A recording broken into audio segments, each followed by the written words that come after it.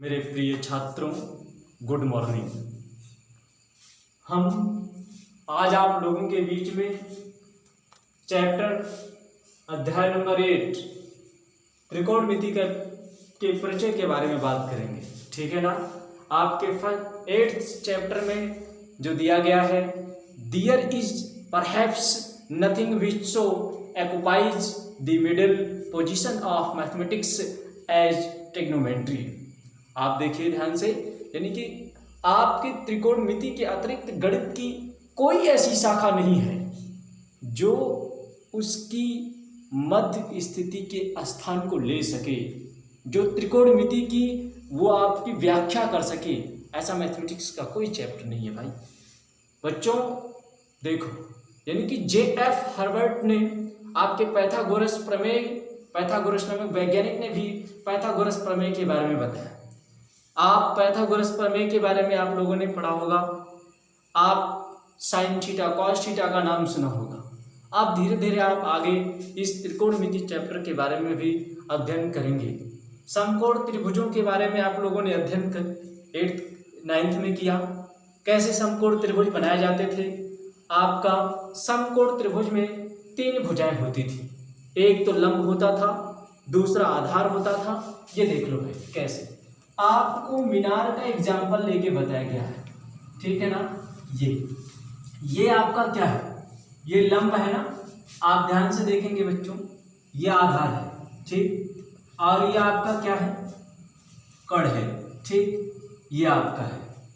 अब इसमें आपका देखेंगे, यानी कि त्रिभुज, समकोण त्रिभुज में आगे आपका कैसे क्या है, ये हम बात करते हैं। ठीक, ये लंब आधार और कर्ण। ठीक, अब आप कोई एग्जाम्पल ले लीजिए, जैसे मान लीजिए कि एक आपके बुक का ही एग्जाम्पल हम उठा ले रहे हैं। आप लोगों ने बुक में पढ़ा होगा कि हवा में एक गुब्बारा एक छोटी सी लड़की उड़ता हुआ देखता है, एक उड़ता हुआ एक छोटी सी लड़की देखती है। जब वो छोटी सी लड़की यानी कि गुब्बारा उड़ता हुआ देखती है तो वो क्या करती है, आसमान में उड़ रहा है। ठीक है ना। अब इस गुब्बारे को एक लड़की जब देख लेती है तो इस बात को बताने के लिए दौड़ते हुए अपने पिताजी के पास आती है। अब उसके पिताजी क्या है, यानी कि वो कुछ समय अपने पिताजी के पास आती है और बताती है। बताने के बाद फिर जब वो अपने पिताजी को लेके साथ में जाती है, तो मान लीजिए ये गुब्बारा है, ये यहां पर था। अब बढ़ते वो यहां पहुंच गया। ठीक, ये देखिए डिस्टेंस में अंतर आ गया, तो ये आपका ये स्थिति आ गया, यहां पर ये उड़ रहा है। ठीक है ना, बैलून पहले यहां पर था ये बैलून। ठीक, देखिए कितना डिफरेंट है, आपको समझ में आ गया ना। ये आपका जो कण है, ये जो लंब है, ये आधार है। कैसे डिफाइंड किया जाता है, थोड़ा आपका यानी कि हम दूरी, ऊंचाई, कुछ गणितीय तकनीकी को जो आपके त्रिकोणमिति चैप्टर में बताया गया है, त्रिकोणमिति नामक गणित की एक शाखा के अंतर्गत आते हैं। ठीक है ना। और देखेंगे, यानी कि जो त्रिकोणमिति शाखा के अंतर्गत आते हैं उनके बारे में हम अध्ययन करते हैं। त्रिकोणमिति शब्द के उत्पत्ति के बारे में हम लोग थोड़ा जानेंगे। त्रिकोणमिति शब्द की उत्पत्ति कैसे हुई। ये अंग्रेजी शब्द ट्रिग्नोमेट्री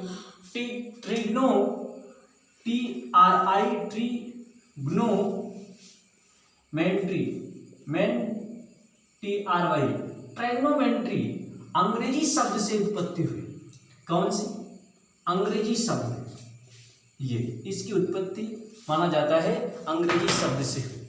अब ये जो ट्रिग्नोमेट्री शब्द है, ये कौन सा शब्द है, ये ग्रीक शब्द है। क्या है भाई, ग्रीक शब्द है। अब ग्रीक शब्द में ट्री, यानी कि आप क्या कह सकते हैं, TRI, ये जो है ये ट्री। ठीक, जिसका अर्थ होता है यानी कि आपका, और जो इसका अर्थ क्या होता है भाई, 3 होता है। ट्री का मतलब 3।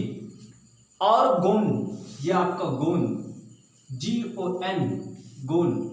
गोन का अर्थ क्या होता है भाई? गोन का अर्थ होता है भुजा। क्या होता है भाई? भुजा होता है। क्या होता है? भुजा होता है।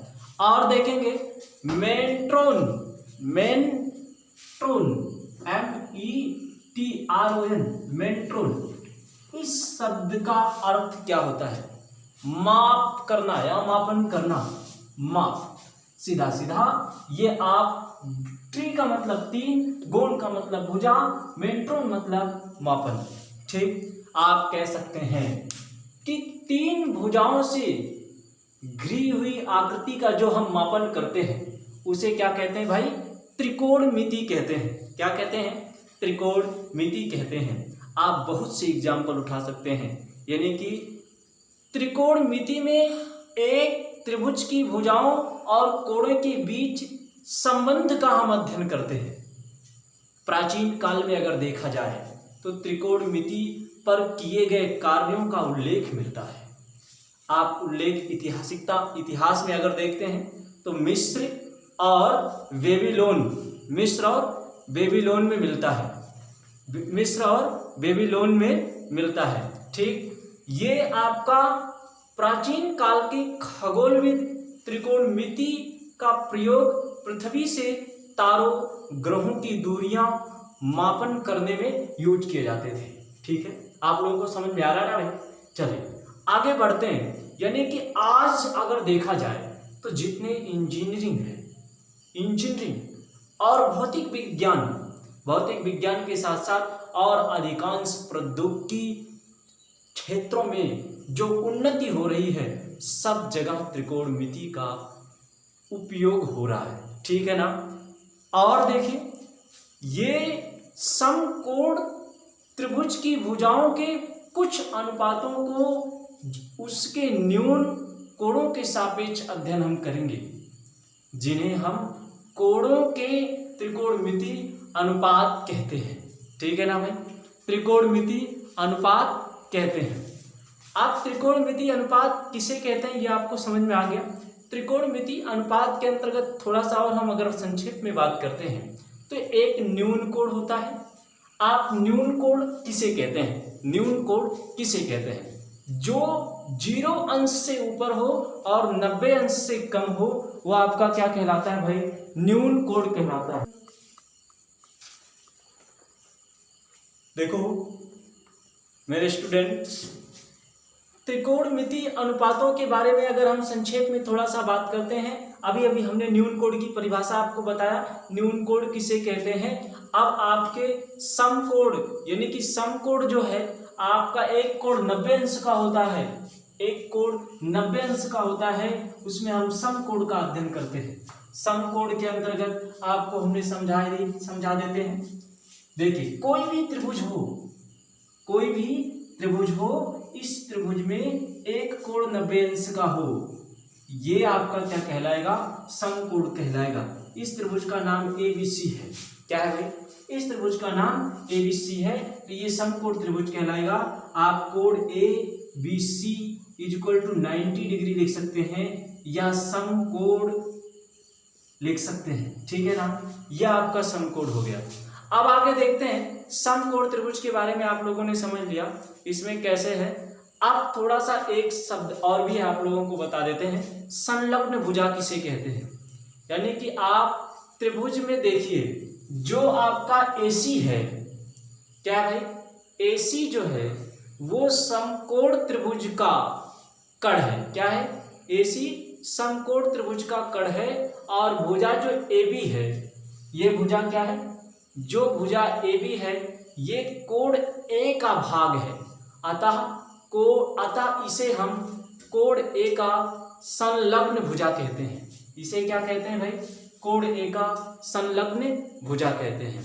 आप देखिए आगे थोड़ा सा और बढ़ते हैं। संलग्न भुजा के बारे में आप लोग जानेंगे, यानी कि अनुपातों की संकल्पना के बारे में अगर थोड़ा सा और बात करते हैं तो अनुपातों में जिन्हें हम यानी कि इन भुजाओं के अनुपात को, जैसे AB अनुपात है, BC मान लो ये अनुपात है, तो यह आपका क्या कहलाता है?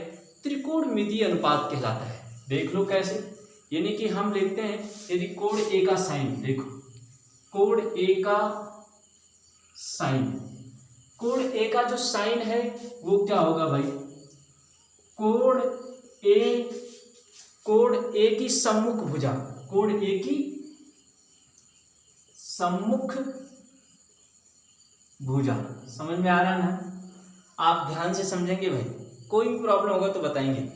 और आप क्या लिख सकते हैं, नीचे कर्ण लिख सकते हैं, यह आपका साइन है, ठीक। यहां से आपका क्या है, इसे आप ऐसे कोण ए का साइन बराबर, ये हो जाएगा आपका कोण ए का सम्मुख भुजा।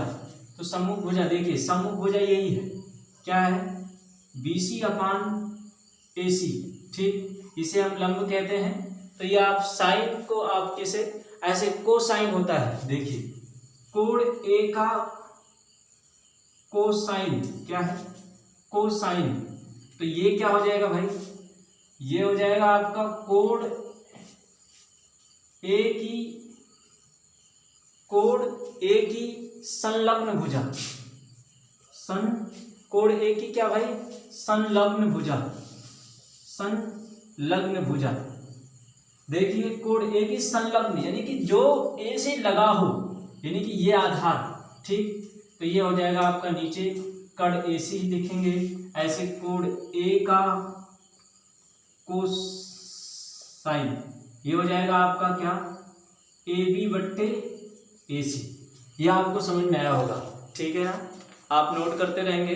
इसी प्रकार से आप यहाँ से ये फार्मूला अगर बनाते हैं, त्रिकोणमिति के टोटल 6 अनुपात होते हैं, ठीक है ना?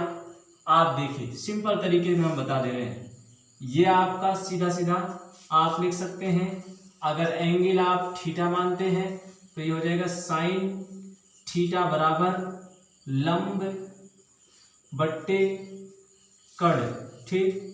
इसी प्रकार से कॉस थीटा बराबर आधार बट्टे कर्ण, ठीक है ना?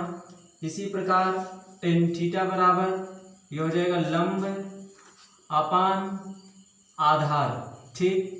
इसी प्रकार से आप लिख सकते हैं कॉट थीटा बराबर आपका आधार बट्टे लंब, ठीक। और आप सेक थीटा बराबर आप क्या लिख सकते हैं भाई, कॉस का उल्टा सेक, तो ये हो जाएगा कर्ण अपान आधार। समझ में आ रहा ना भाई? ठीक है, आप ध्यान से समझेंगे, इसमें जो भी प्रॉब्लम होगा वो आप लोग बताएंगे, ठीक। हाँ देखिए, आप देखिए ये कोसेक थीटा बराबर आप साइन का उल्टा, यानी कि ये हो जाएगा क्या, कर्ण अपान ये हो जाएगा लंब, ठीक। ये आपके 6 फार्मूले हैं, 1 2 3 4 और ये हो जाएगा 5 और ये आपके 6। ये आप लोगों ने ये जो फार्मूला है ये आपने 9th में याद किया था, 9th में आपको ये बताया गया था और आप तैयार रखेंगे, ठीक है ना? ये आपके फार्मूले बहुत उपयोग हैं और ये आपका उपयोग आएगा, ठीक। और देख लीजिए 2 फार्मूला हम आपको और बता दे रहे हैं, वो फार्मूले आपके 2 क्या हैं, ठीक। देखिए एक तो जैसे tan theta is equal to क्या होता है भाई, ये हो जाएगा sine theta upon cos theta, ये आपका 6 हो गया, तो ये आपका 7 नंबर हो जाएगा। इसी प्रकार से आपका 8 नंबर भी, ये 8 नंबर फार्मूला कॉट थीटा बराबर आप क्या लिख सकते हैं, कॉट थीटा बराबर कॉस थीटा बट्टे साइन थीटा, ये हो गया, ठीक है ना भाई? समझ में आ रहा है? आप लोग ध्यान से देखते रहेंगे, ठीक। हाँ, अब ये फार्मूले हो गए, इस फार्मूले के बारे में आपको थोड़ा सा और हम बात करते हैं आप लोगों से, ठीक। आप देखिए समकोण त्रिभुज के एक न्यून कोण के त्रिकोणमितीय अनुपात त्रिभुज के कोण और उसकी भुजाओं की लंबाई के बीच हम ये संबंध व्यक्त किए हैं। कैसे, देख लो, ये आपका त्रिभुज है, इस त्रिभुज में आपका क्या है, ये भुजा है, ये भुजा है, ये सब भुजाएं हैं और ये आपका क्या है, कोण है। तो हम कोण और भुजा के अंतर्गत यानी कि इनके संबंध के बारे में बात की है, ठीक। चलो थोड़ी सी कहानी के बारे में बात करते हैं। किसकी कहानी के बारे में भाई? आर्यभट्ट के। आर्यभट्ट कौन थे? ये गणितज्ञ थे भाई। कौन थे? गणितज्ञ थे, बहुत बड़े गणितज्ञ थे, जानते हो ना। ये साइन का सबसे पहले प्रयोग किए, और जिसे यानी कि जब ये प्रयोग किए तो आज अगर देखते हैं हम, तो यानी कि आप अगर बातें करें तो कितनी ये पुरानी बात है, लगभग 500 ईसा पूर्व पुरानी बात है ये। 500 पुरानी ईसा पूर्व, समझ लो 500 वर्ष ईसा पूर्व। अब आर्यभट्ट द्वारा ये आपका लिखित पुस्तक है। आर्यभट्ट ने एक पुस्तक लिख डाला, आर्यभट्टियम। आर्यभट्टियम। अब ये आर्यभट्टियम पुस्तक जो लिखा गया वो कैसे लिखा गया? आर्यभट्टियम पुस्तक, ठीक है ना। अब इस पुस्तक में जो उन्होंने लिखा, आर्यभट्ट ने शब्द अर्धजा। कौन सा शब्द भाई? एक शब्द लिखा अर्धजा। हम बेसिक के बारे में बात करें थोड़ा सा। आर्यभट्ट ने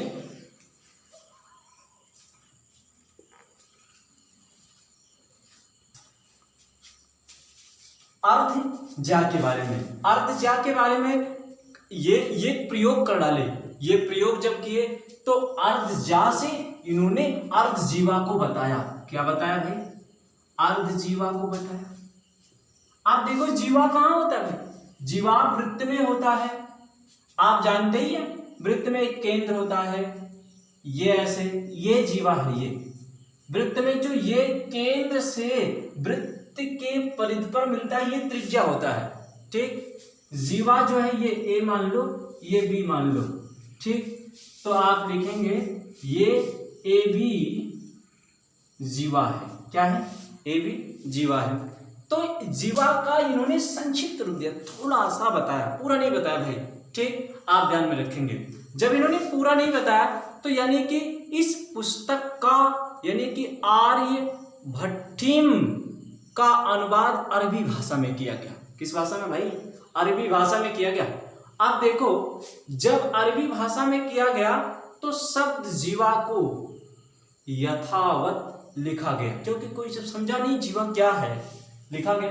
तो जैसे वो था, अब अरबी भाषा में जब कोई जानेगा यानी कि जीवा का मतलब क्या होता है, तब तो अरबी भाषा में लिखेगा कुछ, वो पता ही नहीं था कि जीवा का अर्थ क्या होगा, तो अरबी भाषा में सेम वो जीवा ही लिखा गया।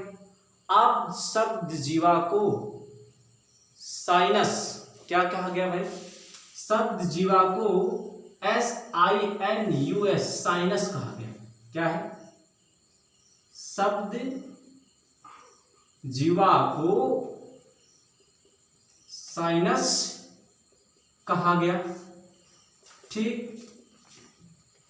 ये आप ठीक है ना भाई, समझ में आ रहा है? चलो, साइनस रूप में अनुदित किया गया और जिसका अर्थ वक्र है।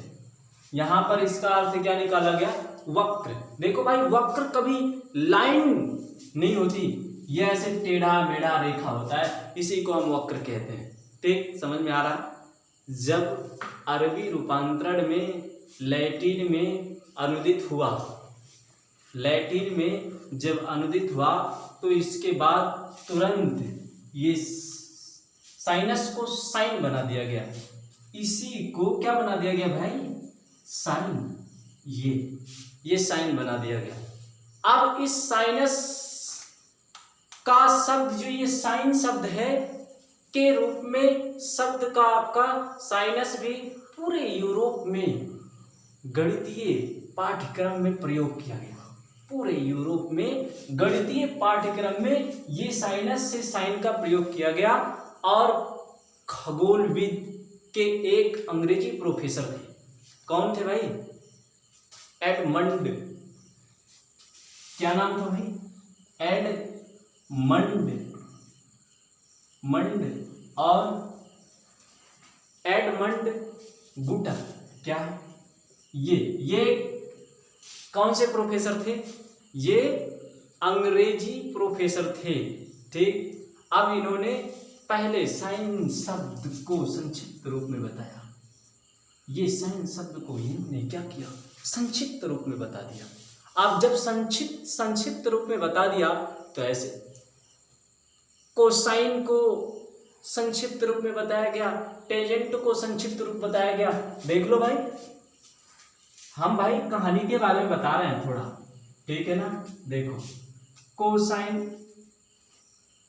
कोसाइन ये संक्षिप्त रूप में कॉस बताया गया, टेंजेंट को संक्षिप्त रूप में टेन बताया गया, ठीक ऐसे बताया गया। और इसी प्रकार से ये पूरी कहानी यहीं पर समाप्त होती है। और आपके सर जोनस मूरे ने आए और इन्होंने भी संक्षिप्त रूप में, कास को किसने संक्षिप्त रूप में बताया, ये मूरे बताए। कौन?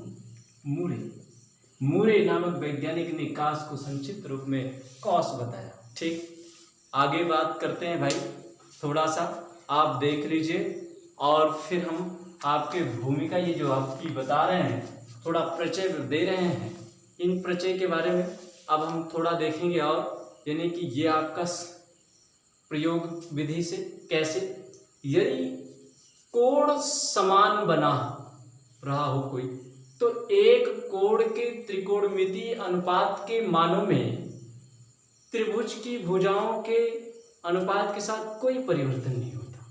ठीक, इस प्रकार से अब हम आपके क्वेश्चंस पे आते हैं। कुछ एग्जाम्पल हैं, क्वेश्चन नंबर फर्स्ट पे आते हैं। आपके डायरेक्टली एग्जाम्पल आप लोग समझिएगा, ठीक है ना। जो आपको समझ नहीं आता वो आप बताएंगे, ठीक है ना। चलिए आपके क्वेश्चन फर्स्ट के बारे में हम लोग बात करते हैं। क्वेश्चन फर्स्ट क्या है भाई, मान लीजिए हमको ये क्वेश्चन उठा लेते हैं आप लोगों को, सिंपल सा। ठीक, ये फार्मूला एक तरीका और है याद करने का, हम आप लोगों को बता दे रहे हैं, यानी कि सिंपल तरीका। देखो, ये लाल बट्टे कक्का, ठीक है ना, ये साइन मान लो, साइन, और इसे कॉस मान लो भाई, और इसे टेन मान लो। ठीक, देखो यहां से आप ये साइन थीटा बराबर लंब बट्टे कण, कॉस थीटा बराबर देख लो, ये आपका कॉस थीटा हो जाएगा आधार बट्टे कण, और ये आपका टेन थीटा बराबर लंब बट्टे कण। तो ये तरीका आप याद रखेंगे। इसी को उलट दो, अर्थात देख लो कक्का बट्टे लाल, कक्का बट्टे लाल है। ठीक, तो ये आपका क्या हो जाएगा भाई, साइन का उल्टा कोसेक होता है। क्या होता है? कोसेक होता है। तो ये आप कोसेक, ये पूरा कोसेक। ठीक, और ये आपका जो है ये आपका कॉट हो जाएगा। क्या हो जाएगा? कॉट। और ये बीच वाला क्या हो जाएगा? सेक। ये भी आप याद रखेंगे। अगर ये आपको लड़ने नहीं रहता तो ये आप ट्रिक अपना सकते हैं, ठीक है ना। ठीक है, देखो प्रिय छात्रों, ये तरीका अगर आप अपने दिमाग में बैठाओगे तो ये आपको याद नहीं करना पड़ेगा। ये लॉजिक है, ट्रिक है, ट्रिक। ठीक, यहां पर ऐसे लिख लो, ट्रिक। ठीक, ये ट्रिक। अब आप क्वेश्चन नंबर फर्स्ट के बारे में बात करते हैं। आपके जो एक्सरसाइज में क्वेश्चन दिए गए हैं, देख लो एक्सरसाइज पे ही आते हैं। आपका एक्सरसाइज क्या भाई, 8.1 है ना। क्या उसमें क्या लिखा है? प्रश्नावली लिखा है। तो आप ऐसे लिखेंगे, प्रश्नावली 8.1। क्या है? 8.1 कह रहे हैं कि त्रिभुज ABC में जिसका कोण, यानी कि त्रिभुज बना लो, ABC में कोण B समकोण है। क्या भाई? समकोण है। और क्या है, थोड़ा आपके क्वेश्चन के बारे में, यानी कि हमने पढ़ा नहीं है ठीक से, आप लोग बोलेंगे भाई ये कुछ भी आप मान लो वैल्यू, ये आपका त्रिभुज बन गया। देख लो ABC, ये आपका क्या है? 90 अंश है। कोण B क्या है? 90 अंश है। अब जब कोण B 90 अंश है तो मान लो आपका AB ये 24 सेंटीमीटर दिया गया है। क्या ज्ञात करना है भाई? AB 24 सेंटीमीटर, BC 7 सेंटीमीटर दिया गया है। सेंटीमीटर में लिख लो, ठीक है ना। ये 7, ये 24, ये 7 सेंटीमीटर दिया गया है। तो आपको क्या ज्ञात करना है? आप को ज्ञात लिखेंगे ये कड़ है, ये क्या भाई, ये लंब है, ये क्या है, ये आधार है। आप लिखेंगे ज्ञात करना है। क्या याद करना है भाई, समझ में आ रहा है ना हमारी बात? ठीक, चलो देखो, आपको साइन ए कॉस ए का मान ज्ञात करना है।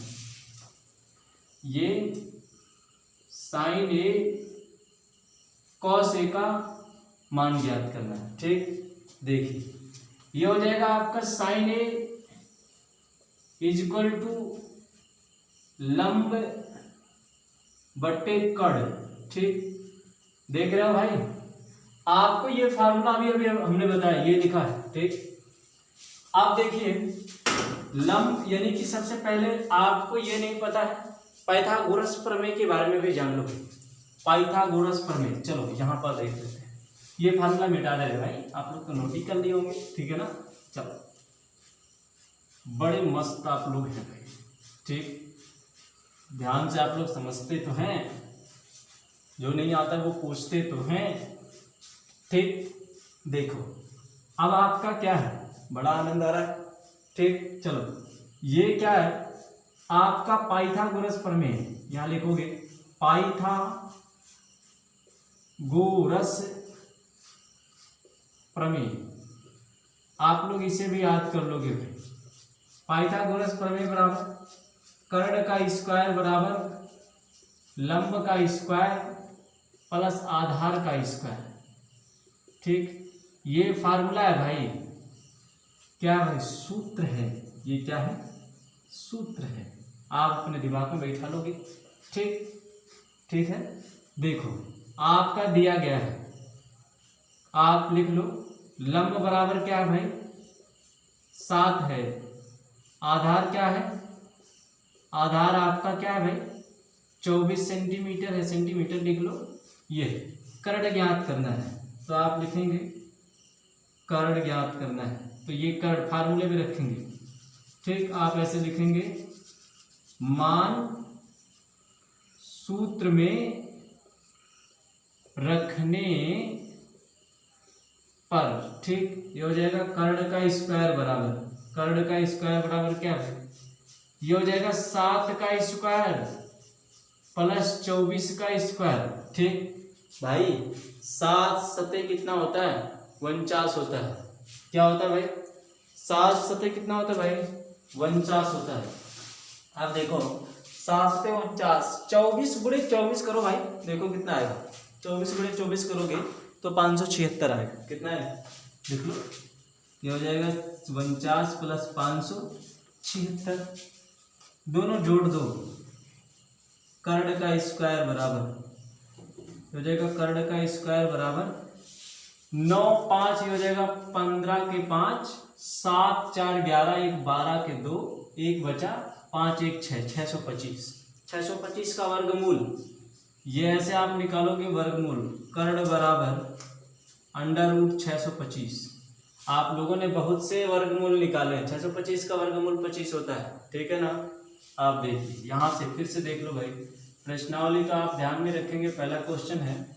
ठीक, वर्गमूल, यहाँ से आपका क्या आ जाएगा, कर्ण बराबर कर्ण का स्क्वायर बराबर आपका 25 आ गया। ठीक, देखो फिगर मिट गया भाई, फिर से बना लेते हैं भाई, हमने मिटा दिया।